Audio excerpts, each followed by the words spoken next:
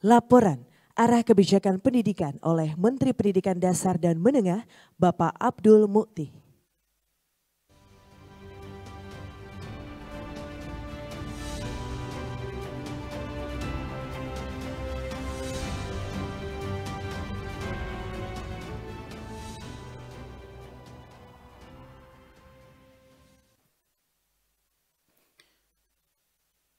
Yang mulia Wakil Presiden Republik Indonesia, Bapak Gibran Rakabuming Raka, yang terhormat Wakil Menteri Pendidikan Dasar dan Menengah, yang terhormat Ibu Ketua Komisi 10 DPR RI, beserta anggota Komisi 10 yang membersamai kita pada acara pagi hari ini.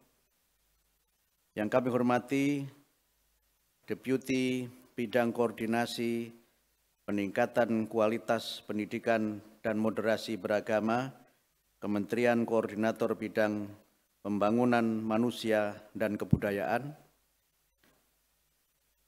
para pejabat Eselon 1 di lingkungan pendidikan dasar dan menengah, seluruh peserta rapat koordinasi dan juga para kepala dinas pendidikan provinsi dan kabupaten dan seluruh hadirin wal hadirat yang saya muliakan. Assalamualaikum warahmatullahi wabarakatuh. Selamat pagi, salam sejahtera untuk kita semua.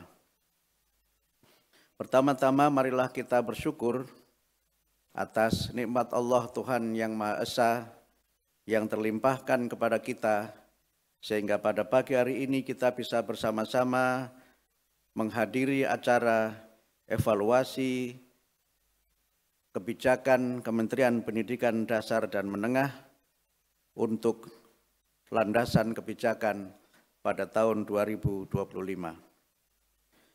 Bapak Wakil Presiden yang kami hormati, izinkan kami menyampaikan bahwa acara ini dihadiri oleh para kepala dinas pendidikan dari seluruh Indonesia dan juga beberapa kepala daerah yang kami undang secara khusus untuk memberikan pengalaman mereka dalam melaksanakan kebijakan Kementerian Pendidikan Dasar dan Menengah. Acara ini kami maksudkan sebagai bagian dari upaya kami untuk memperbaiki kinerja atas kebijakan-kebijakan yang telah dilaksanakan oleh Kementerian Pendidikan. Dua isu utama yang kita bahas pada acara evaluasi ini, yang pertama terkait dengan kebijakan Yonasi dan PPDB, dan yang kedua tentang kebijakan guru P3K. Ini merupakan dua isu yang memang menjadi polemik di masyarakat. Bahkan isu itu sudah mengemuka sebelum saya serah terima jabatan dengan Mas Nadiem Anwar Makarim. Tetapi ini juga menunjukkan bagaimana perhatian masyarakat terhadap pentingnya kebijakan dan pelayanan pendidikan yang lebih baik lagi di masa-masa yang akan datang. Satu hal yang ingin kami tekankan pada kesempatan ini sesuai dengan visi Kementerian Pendidikan Dasar dan Menengah yang mengacu kepada pembukaan Undang-Undang Dasar 45, Undang-Undang Sistem Pendidikan Nasional dan Program Astacita, kami berusaha untuk memberikan layanan pendidikan yang bermutu untuk semua. Ini merupakan arah besar agar setiap warga negara berhak mendapatkan layanan pendidikan yang bermutu. Ada dua aspek penting dalam kaitan pencapaian visi ini. Yang pertama berkaitan dengan kebijakan-kebijakan yang menjadi landasan konstitusional di dalam kami melaksanakan tugas dan amanah sebagai Menteri Pendidikan Dasar dan Menengah. Dan yang kedua adalah aspek-aspek strategis yang berkaitan dengan bagaimana kebijakan itu dilaksanakan di masyarakat. Persoalan yang berkaitan dengan PPDB, Yonasi, dan P3K merupakan wilayah strategis untuk memastikan bahwa setiap anak Indonesia mendapatkan layanan pendidikan yang bermutu.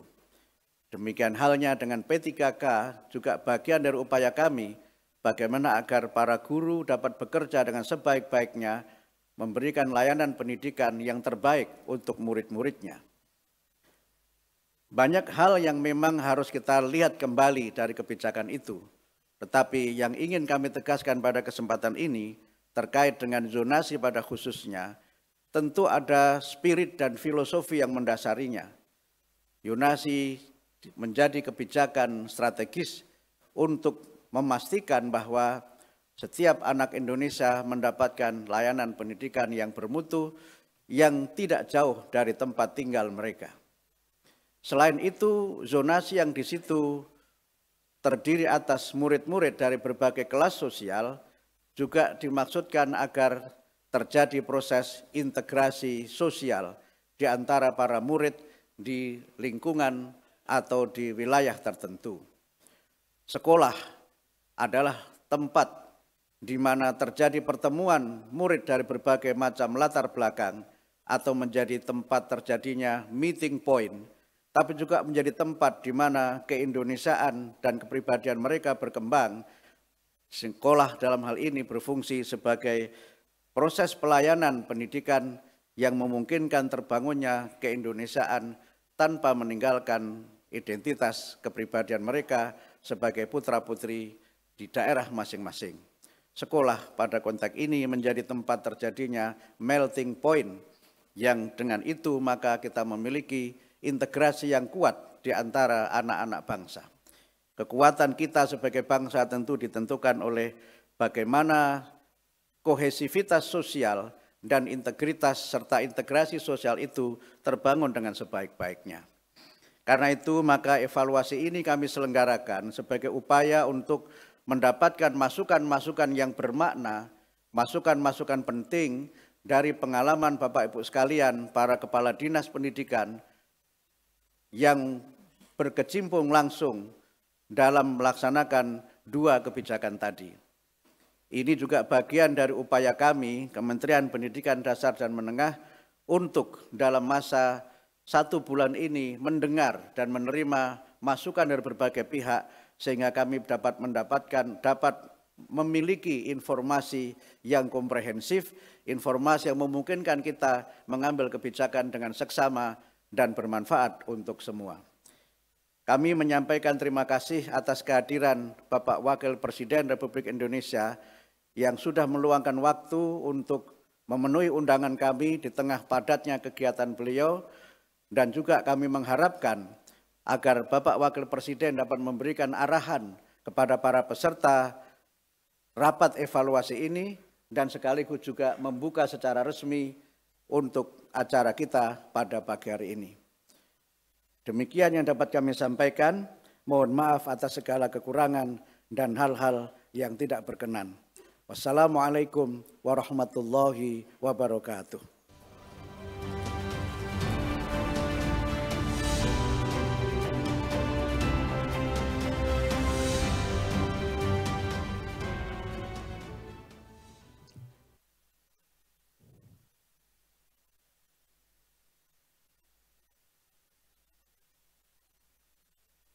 Hadirin yang berbahagia, selanjutnya marilah kita simak bersama pengarahan Wakil Presiden Republik Indonesia dilanjutkan dengan pemukulan gong sebagai tanda peresmian pembukaan rapat koordinasi evaluasi kebijakan pendidikan dasar dan menengah.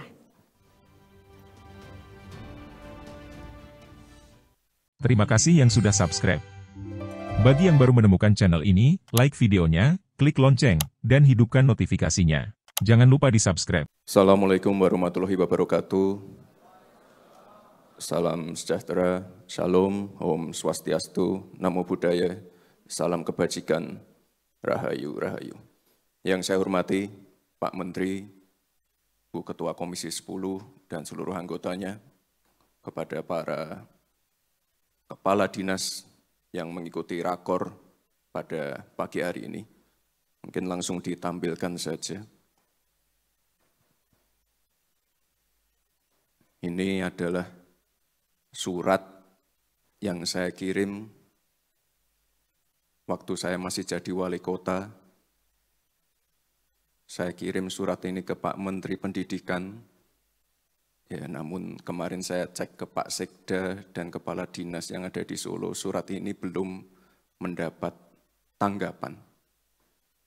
Surat ini isinya adalah keluhan-keluhan saya sebagai wali kota, ya mengenai, tadi sudah dibahas Pak Menteri, mengenai masalah zonasi, masalah program Merdeka Belajar, masalah pengawas sekolah, masalah ujian nasional.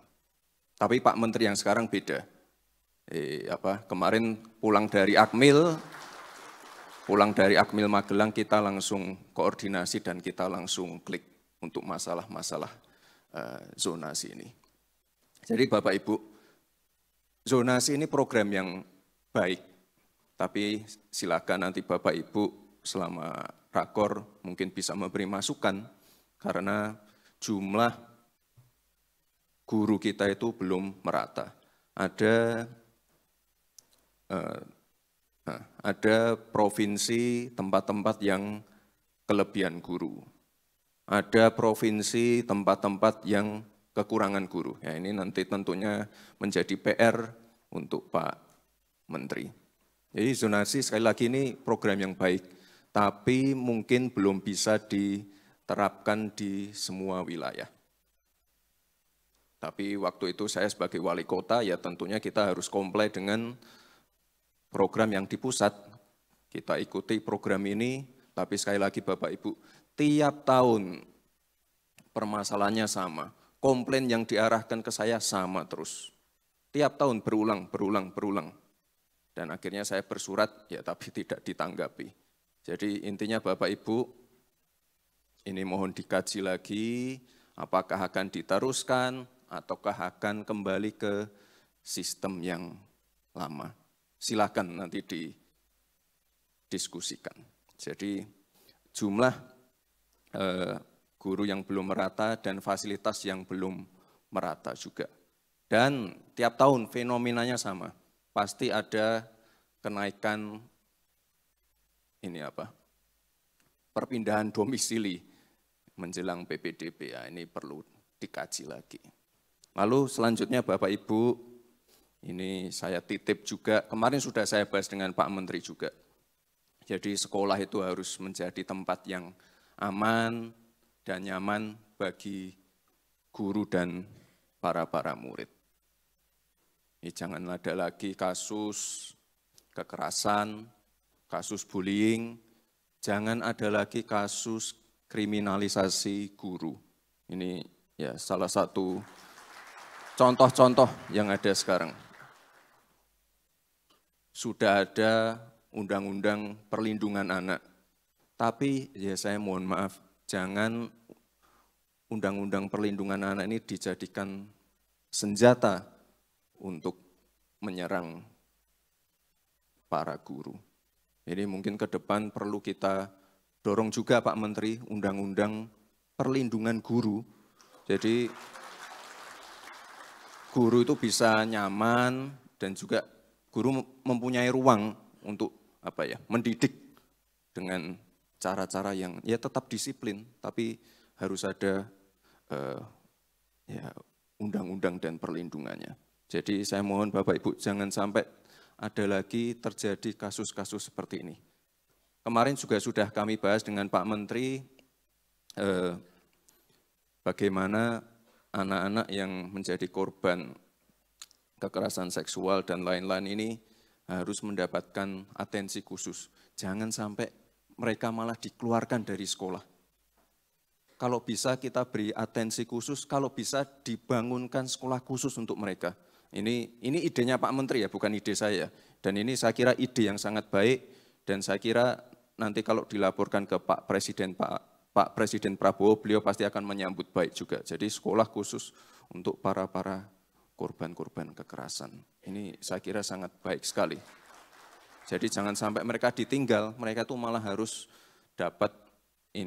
mendapatkan atensi khusus. Kemarin sebelum ini.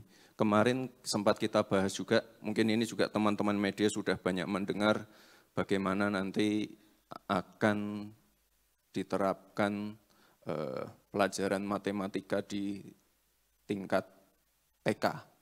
Saya kira ini sangat baik. Dan kemarin saya titip ke Pak Menteri di rapat terakhir kita, ini kalau bisa mungkin di tingkat SD atau SMP, mungkin diterapkan juga sekolah pelajaran coding. Jadi jangan sampai kita kalah dengan India, karena sekali lagi Bapak Ibu, ya untuk menuju Indonesia emas kita butuh generasi emas. Kita pengen lebih banyak lagi ahli-ahli coding, ahli-ahli AI, ahli-ahli machine learning, dan lainnya. Mari selanjutnya. Ya, ini saya yakin Pak Menteri juga sudah berkoordinasi dengan Kementerian PU. Ya. Anggarannya sudah ada. Ya, jangan sampai ada lagi sekolah-sekolah yang roboh, bocor. Jangan sampai ada lagi sekolah-sekolah yang rusak. Ini nanti silakan Pak Menteri berkoordinasi dengan Pak Menteri PU, sekolah-sekolah mana saja yang nanti akan mendapatkan bantuan untuk negeri dan swasta. Jadi sekali lagi kita pengen kebijakan ini, anggaran ini bisa tepat sasaran sehingga langsung mengena ke penerima manfaatnya. Itu. Nah, terakhir Bapak Ibu, saya titip program makan siang gratis. Ini sudah kami uji cobakan di beberapa sekolah, sudah berjalan dengan baik, ya mungkin ada beberapa 1-2 masukan, dan saya kira di ruangan ini semuanya setuju dengan program yang ini. Jadi sekali lagi Bapak Ibu, mohon program ini dikawal dengan baik, anak-anak kita dikawal dengan baik, dan saya titip semoga nanti di akhir rakor ini kita bisa menghasilkan kebijakan-kebijakan yang baik untuk anak-anak kita. Terima kasih Bapak Ibu, selamat mengikuti rakor. Terima kasih. Wassalamualaikum warahmatullahi wabarakatuh.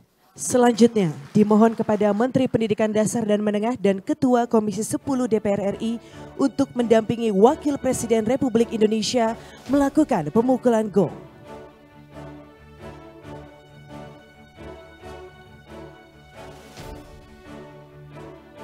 Baik, Bapak dan Ibu, izin kami pandu menghitung mundur. 3, 2, 1.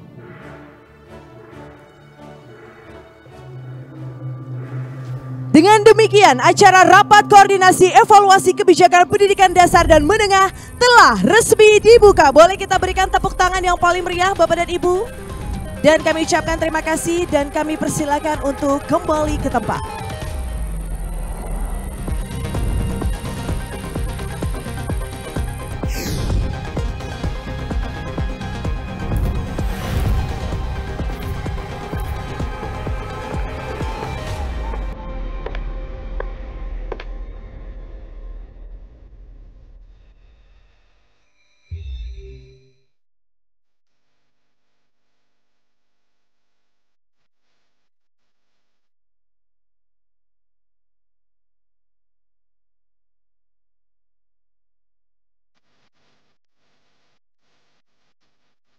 Dengan demikian, acara pengarahan Wakil Presiden Republik Indonesia pada Rapat Koordinasi Evaluasi Kebijakan Pendidikan Dasar dan Menengah selesai. Selanjutnya, Wakil Presiden Republik Indonesia berkenan meninggalkan tempat acara. Kami ucapkan terima kasih kepada Wakil Presiden Republik Indonesia yang telah berkenan hadir pada acara pagi hari ini.